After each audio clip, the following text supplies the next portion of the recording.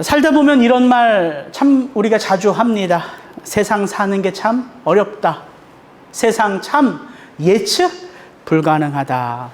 사람들이 이렇게 말하는 이유가 무엇입니까? 여러분, 이 세상은요, 내 마음대로, 내 계획대로, 내 소원대로 안 되는 곳이 바로 이 세상이죠.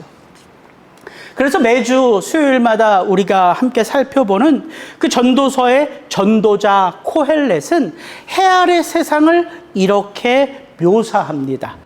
마치 이 해 아래 세상은 내가 두 손으로 바람을 잡는 것처럼 아무리 세게 꽉 움켜줘도 그 두 손에 잡히는 바람이 있다 없다? 없다. 아무것도 내 손으로 잡을 수 없다. 그래서 이 해 아래 세상은 헛되고 헛되다. 이렇게 표현하는 것이죠. 어디 기뿐입니까? 우리는 또 잘 알죠. 모든 인간 관계가 쉽지 않음을 우리가 잘 압니다. 왜입니까? 이런 표현을 써서 좀 그렇지만 여기 앉아있는 우리가 다 왕년에는 한 성깔들 다 했던 분들 아닙니까? 그래서 함께 어우러지는 게 쉽지 않은 것이지요. 그래서 여러분, 우리가 느끼는 대로, 내가 생각하는 대로, 내 감정대로 살다 보면 부닥치는 것밖에 없는 것이지요. 우리는 이렇게 예측 불가능한 이 세상 속에 저마다 한 성격들 하시는 분들과 어우러져 무엇으로 존재해요? 교회로 존재하는 거예요. 그래서 우리가 이 땅에 교회로 존재하기 위해서는 무엇이 필요할까요? 저는 이 가스펠 가사가 퍼뜩 생각이 나더라고요. 내가 누려왔던 모든 것들이, 내가 지나왔던 모든 시간이, 내가 걸어왔던 모든 순간이 당연한 것 아니라 은혜였소. 모든 것이 은혜, 은혜, 은혜, 한없는 은혜.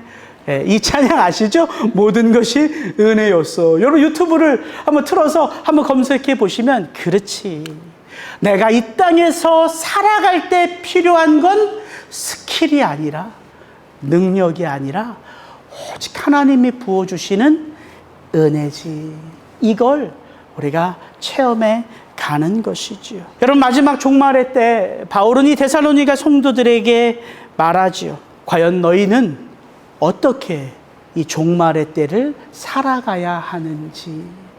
지난주에 우리는 함께 나누었습니다. 바울은 이 세상에 예수 믿지 않는 자들에게 도적같이 임하고 마치 임신한 여인에게 해산의 고통이 불현듯 찾아오는 것처럼 그 종말은 너희들에게 그렇게 임하지 않는다, 이 얘기했죠. 왜요? 그들 모두는 다 낮에 속하였고 빛에 속한 하나님의 자녀들이기 때문이다. 그들의 마음을 그렇게 안심시켰어요. 그러면 그게 끝인가요? 아니요. 그렇게 그 마음을 안심시킨 다음에 비로소 오늘 이 종말의 때에 너희는 어떻게 그 삶을 살아야 하는지를 이야기하기 시작하는 거예요. 그들에게 필요한 건 뭐다? 오직 은혜다. 은혜다. 오늘 말씀은 이렇게 시작하죠. 형제들아, 우리가 너희에게 구하노니 너희 가운데서 수고하고 주 안에서 너희를 다스리며 권하는 자들을 너희가 알고 그들의 역사로 말미암아 사랑 안에서 가장 귀히 여기며 너희끼리 화목하라. 바울은 그 종말의 때에 그들의 삶을 움직이는 게 바로 은혜라는 것을, 그 은혜가 그들의 삶 속에 어떻게 워킹하는지를 이야기하고 싶었던 것 같아요. 그래서 권면을 시작합니다. 형제들아, 우리가 너희에게 구하노니. 가장 먼저 제 안에 들어오는 건 바울이 지금 데살로니가 성도들에게 명령하지 않는다는 거예요. 명령하지 않아요. 어떻게 너희들은 살아야 돼, 강압적으로 명령하지 않습니다. 오히려 부탁하고 구하지요. 왜입니까? 이것이 다른 사람들 얘기를 하는 게 아니기 때문이에요. 다른 공동체 얘기를 하는 게 아니에요. 바로 누구에 대한, 너희에 대한, 너희의 공동체에 대한 이야기를 바울이 시작하기 때문입니다. 여러분, 바울의 목적은요, 그들에게 겁을 주고 을러서 윽박을 질러서 어떻게 살도록 만드는데 목적이 있는 게 아니에요. 그건 은혜가 아니잖아요. 바울의 목적은 그들의 공동체가 어떤 곳인지를 스스로 알고 배우고 깨달으며, 이 공동체를 누가 가꿔야 한다? 내가 가꿔야 한다. 이것을 돕는 거예요. 그래서 그들에게 명령하지 않는 것입니다. 오히려 그들에게 구하고 부탁하는 것이지요. 그래서 바울은 이 이야기를 데살로니가 교회의 몇몇 지도자들에게 편지를 쓰는 게 아니에요. 여러분, 바울 정도면 그 모든 데살로니가 성도들을 대상으로 하지 않고 그들 가운데 감독으로, 장로로, 집사로 세운 그 몇몇의 리더들과 대화하면 훨씬 더 쉽지 않겠습니까? 근데 바울은 지금 이 권면의 내용을 소수의 리더들에게 주는 게 아니에요. 그러므로 형제들아, 내가 너희에게 구하고 권면하노니. 지금 누구에게 이 편지를 띄워요? 데살로니가 성도들이에요. 이게 제 눈에 들어오더라고요. 바울은 그 내용을 이렇게 말하죠.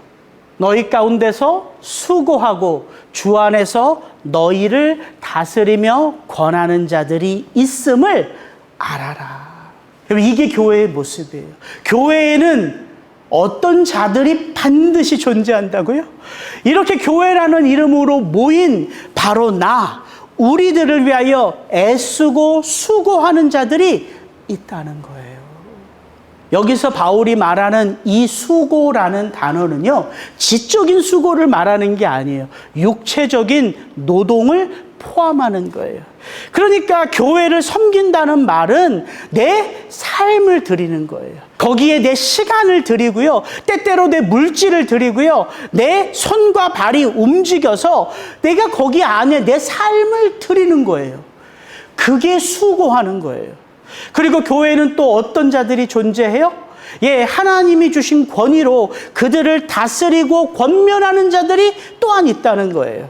근데 이 개역 개정의 성경이 다스리다라는 말로 이 헬라어를 번역을 했기 때문에 마치 이게 교회에는 어떤 하이라키가 위치와 서열이 있는 것처럼 보여지는데, 저기서 쓴 다스리다라는 말은요, 이 단어예요.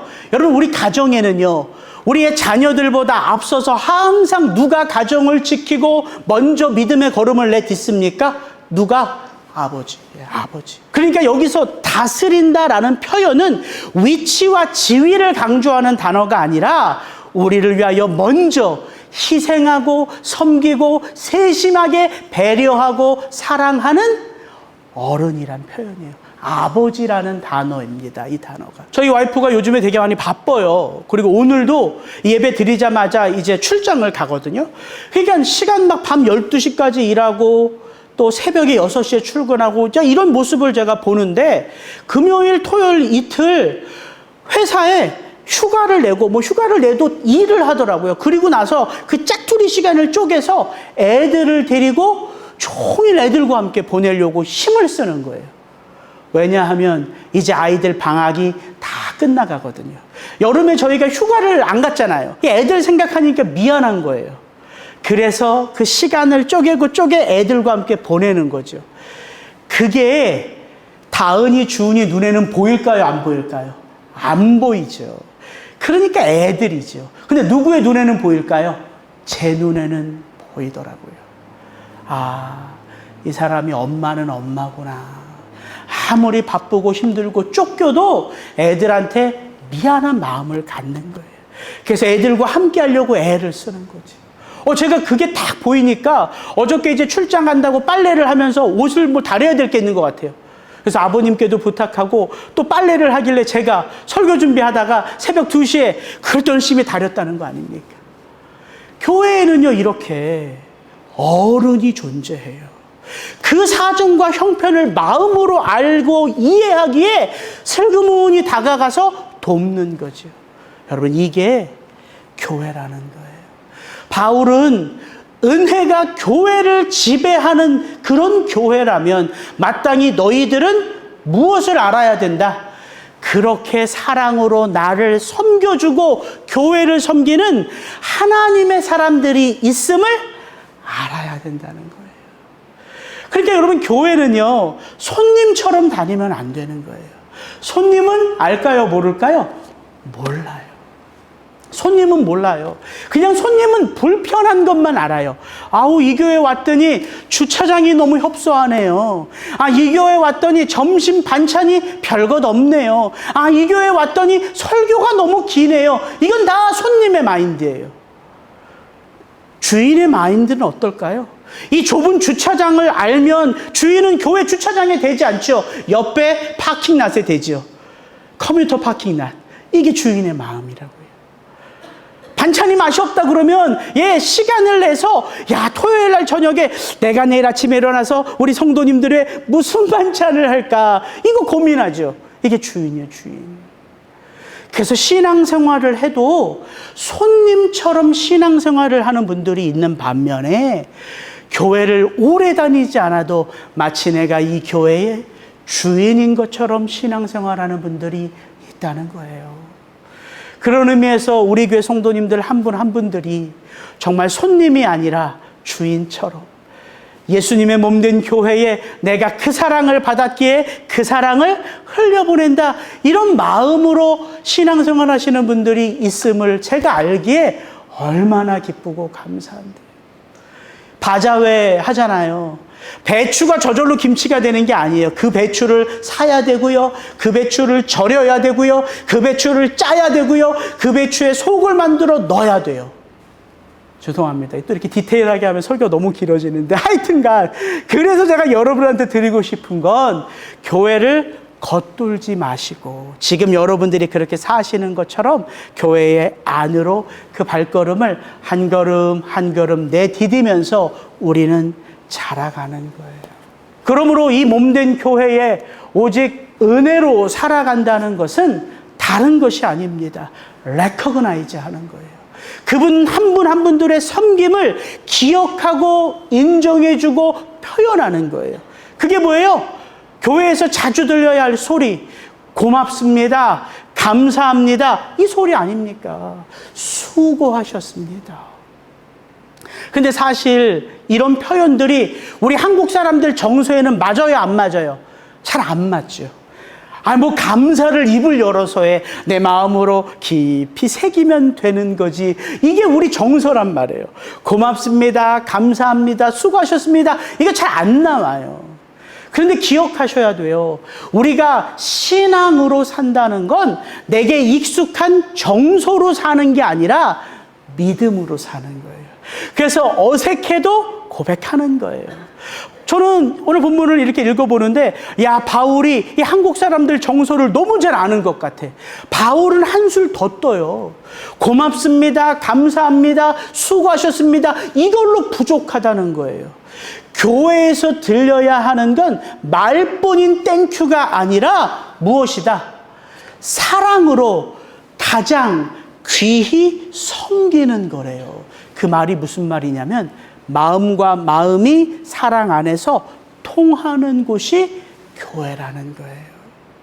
우리 장로님들이, 우리 권사님들이 진짜 사랑으로 나를 섬겨줬음을 내가 마음으로 느꼈다면 나 또한 마음으로, 나의 전심으로 그 섬김을 마치 예수님의 섬김인 것처럼 레커그나이즈 하는 거예요.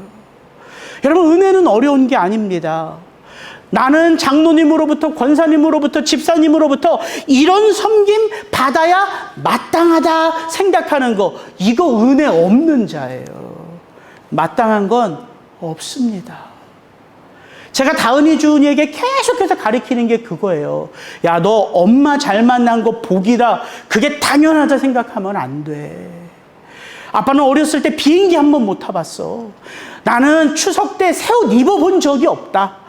제가 이렇게 강조하면서 엄마 위해서 기도하자, 이렇게 자꾸 강조해요. 근데 그것도 좀 잘못된 거긴 해요. 애들이 스스로 알고 기도해야지 자꾸 푸시해서 기도하라는 게 의미가 없는 것은 아는데 그런 거예요. 그게 교회입니다. 그렇게 섬김을 정말 예수님의 사랑이 장로님을 통하여, 권사님을 통하여, 우리 안수 집사님을 통하여 내게 왔음을 알 때야 비로소 교회를 향한 섬김이 그분들에게만 국한된 게 아님을 알 수 있기 때문이에요. 여러분, 교회는 누가 리더인지 아세요? 내가 불려지는 그 직분이 리더를 결정하는 게 아니에요. 목사면 리더입니까? 아니요. 교회는 그런 것이 아니에요. 교회는 내가 불림받은 것으로 내가 드러나는 것이 아니라 무엇으로? 나의 삶으로 내가 누구인지가 드러나는 거예요. 직분은 역할을 말하는 것뿐이에요. 그러므로 저는 우리 온 성도님들이 리더라고 생각해요. 왜? 삶으로 하나님의 사랑을 증거하는 분이 여러분들 한 분 한 분들이기 때문이에요. 그래서 바울은 계속해서 이 말씀을 이렇게 이어갑니다. 14절 15절 또 형제들아 너희를 권면하노니 게으른 자들을 권계하며 마음이 약한 자들을 격려하고 힘이 없는 자들을 붙들어주며 모든 사람에게 오래 참으라. 삼가 누가 누구에게든지 악으로 악을 갚지 말게 하고 서로 대하든지 모든 사람을 대하든지 항상 선을 따르라. 바울은 처음부터 이 데살로니가 성도들에게 너희는 이렇게 살아야 돼 말하지 않지요. 처음에 12절 13절에서 바울이 데살로니가 성도들에게 권면한 건 너희들을 위하여, 이 교회를 위하여 애쓰고 수고하는 자들이 있음을 알아주라 이렇게 얘기했잖아요. 저는 정말 지혜로운 지도자가 바울 같아요. 왜? 그것을 알고 그것을 보고 그것을 느끼면 비로소 하나님이 누구에게도, 나에게도 하나님의 몸된 교회를 섬길 수 있는 은혜를 주셨음을 비로소 보게 되는 거예요. 그래서 바울이 계속해서 그 권면을 이어가는 거죠. 또 형제들아 너희를 권면하노니, 여기서 너희는 누굴까요? 리더들을 말하는 거예요?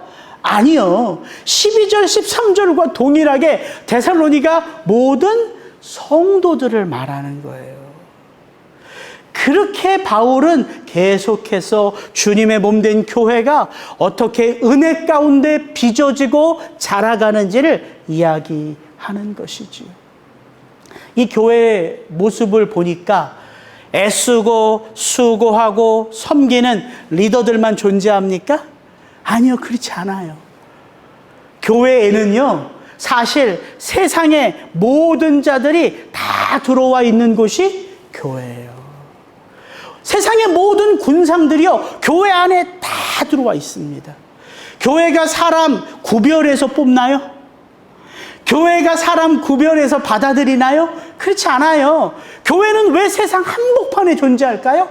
세상 그 누구도 어디 안에 들어올 수 있다? 교회 안으로 들어올 수 있다. 그래서 예수님이 이렇게 말씀하신 것 아닙니까? 수고하고 무거운 짐진 자들아 다 내게로 오라. 내가 너희를 쉬게 하리라. 주님이 조건 말씀하셨습니까? 주님이 자격 말씀하셨어요? 아니요. 수고하고 짐진 모든 자들이에요.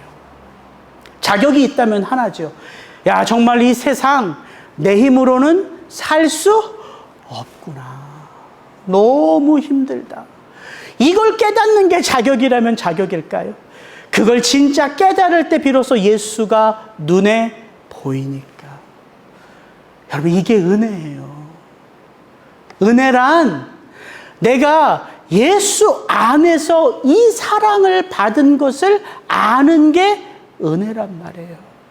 그래서 바울은 이 교회 안에 누가 있는지를 서슴없이 말합니다. 이 교회 안에 누가 있어요? 예, 게으른 자들이 있어요. 마음이 약한 자들이 있습니다. 힘이 없는 자들이 있어요. 또 어떤 자들이 있어요? 맨날 나만 보면 푹푹 내 마음을 긁어내는 자들이 있어요. 그게 교회예요. 이런 교회들이 지금 내 옆에서 신앙생활 한다니까요. 우리는 지금 너무 좋은 분들로 구성되어져 있어서 잘 못 느끼지만, 교회가 커지면 커질수록, 교회에 더 많은 사람들이 들어오면 들어올수록 그 교회는 어떤 곳의 모습을 다 드러낸다? 세상의 모습 그대로를 드러낸다. 그런데 교회는 결코 내 힘으로 살아갈 수 있는 곳이 아니지요. 오직 은혜 가운데 교회의 머리 되신 그 예수 그리스도가 나를 품어주신 것처럼, 이 세상 속에 있지만 그 예수 그리스도를 의지하고자 교회로 나오는 그 모든 세상의 군상들, 그 모든 사람들을 다 교회의 머리 되신 예수 그리스도는 받아주신다는 거예요. 그래서 바울은 말하는 거예요. 이 교회에 있는 게으른 자들, 악한 자들, 연약한 자들, 믿음이 부족한 자들을 다 하나님 예수 그리스도가 누구에게 맡겼다? 은혜 충만한 너희들에게 맡겼다. 이거예요. 근데 우리는 그렇게 생각 안 해요. 왠지 아세요? 내게 맡겨졌다라는 생각조차 아마 못 하실 분들이 있을 수 있어요. 왜? 나도 나를 잘 몰라요. 나도 나 하나 감당하는 게 어려워요. 저도 제 자식들 많지도 않아요. 딱 둘이에요, 둘. 그 둘 딸들을 내가 전심으로 대하는 것조차 어려워요. 그런데 어떻게 이 교회 구성원들을 다 내가 은혜로 품어줄 수 있어요? 더군다나 그런데 성경은 우리에게 뭐라고 말합니까? 땅끝까지 이르러 내 증인이 되라. 이게 우리 마음에 들어오냐고요. 할 수 있다 없다 이거 생각하기 전에 땅끝까지 이르러 내 증인이 되라는 그 말씀은요, 내 마음속에 들어와 새겨진 말씀이 아니에요. 그건 예배 드릴 때 목사님이 설교 때 하는 거고, 내가 가끔 노트에 적는 거지, 내가 내 삶 속에서 살아내야 할 것이라고는 생각도 못할 때가 많다고요. 솔직히 안 그렇습니까? 저도 그런데요, 저도.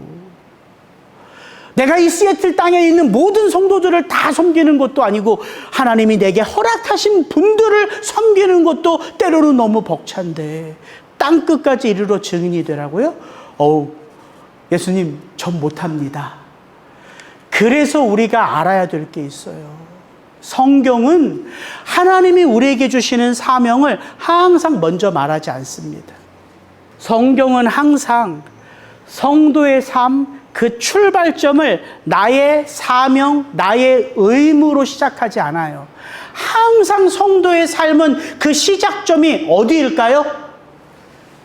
그리스도 예수의 십자가로부터예요. 여러분, 땅끝까지 이르러 내 증인이 되라, 이 말씀이 어디에 있어요? 복음서에 마태복음 첫 장을 열면 그 말씀이 있습니까? 누가복음, 마가복음, 요한복음의 첫 장을 보면 그렇게 살라 명령하고 있어요? 아니요. 복음서의 가장 끝에 나와 있어요. 그리고 땅끝까지 이르러 내 증인이 되라는 건 예수님이 죽으시고 부활하시고 나서도 아니에요. 예수님이 이렇게 말씀하셨어요. 부활하신 예수님이, 이제 너희 가운데 누가 오면, 성령님이 오시면 너희가 권능을 받고 그 다음이에요. 여러분, 이게 복음이라고요. 그래서 복음은 나의 삶의 어떤 것이 아닙니다. 내가 해야 할 어떤 게 복음이 아니에요. 복음은 이 죄인인 나를 위하여 누군가의 삶이 아낌없이 나를 위하여 드려졌다. 이게 복음이잖아요. 그래서 저는 오늘 본문의 말씀을 9절부터 시작했죠. 하나님이 우리를 세우심은 노하심에 이르게 하심이 아니요 오직 우리 주 예수 그리스도로 말미암아 구원을 받게 하심이라. 예수께서 우리를 위하여 죽으사 우리로 하여금 깨어있든지 자든지 자기와 함께 살게 하려 하셨느니라. 성도는 하나님의 은혜를 깨달을 때가 어느 때이냐면, 하나님의 목적이 우리의 심판에 있는 것이 아니라 우리의 구원에 있음을 깨닫는 거예요. 근데 그 구원이 어떻게 우리의 삶 속에 시작돼요? 나의 죽음이 아닌 누구의 죽음? 나를 위한 그리스도 예수의 죽으심으로부터. 근데 성경은 또 그게 끝이 아니에요. 왜냐하면 나를 위하여 죽으신 예수님은 이렇게 말씀하세요. 예수께서 우리를 위하여 죽으사 우리로 하여금 깨어있든지 자든지 자기와 함께 살게 하려 하심이라. 성도로서 예수님의 마지막 그 재림의 때에 살아있는 자들이 깨어있는 자고 먼저 죽은 자들이 잠든 자들이에요. 근데 그들 모두가 다 죽으신 그리스도 예수와 함께 살게 하신대요. 예수님이 죽으셨는데? 아니죠. 예수님은 부활하셨지요. 그래서 성경의 복음은 그 주님께서 우리를 위하여 죽으사 사망 권세를 이기시고 3일 만에 부활하셔서 지금 우리와 함께 살고 계신다. 역사하고 계신다. 이게 복음인 거예요. 그래서 여러분, 은혜는 두 가지가 있죠. 제가 다 그 생각이 들더라고요. 요한복음 10장 10절. 내가 온 것은 양으로 생명을 얻게 하고 더 풍성히 얻게 하려는 것이라. 여러분, 예수님이 오셔서 양으로 생명을 얻게 하셨다. 이 생명, 이건 예수님이 저와 여러분에게 주신 가장 큰 선물이잖아요. 예수님이 나를 위하여 죽으사 죽어야 될 내가 예수 그리스도의 죽음을 통하여 거듭나 새 생명을 얻었어요. 근데 예수님은 뭐라고 말해요? 네가 나로 말미암아 새 생명을 얻었다. 그게 전부다. 그게 다다. 이렇게 얘기를 끝내요? 아니요. 너희는 나로 말미암아 생명을 얻었고 그 다음 뭐예요? 더 풍성히 얻게 하는 게 있다는 거예요. 생명을 얻은 게 구원의 은혜라면 그 다음 그 생명의 은혜, 그 구원의 은혜를 통하여 비로소 우리가 알 수 있는 게 뭘까요?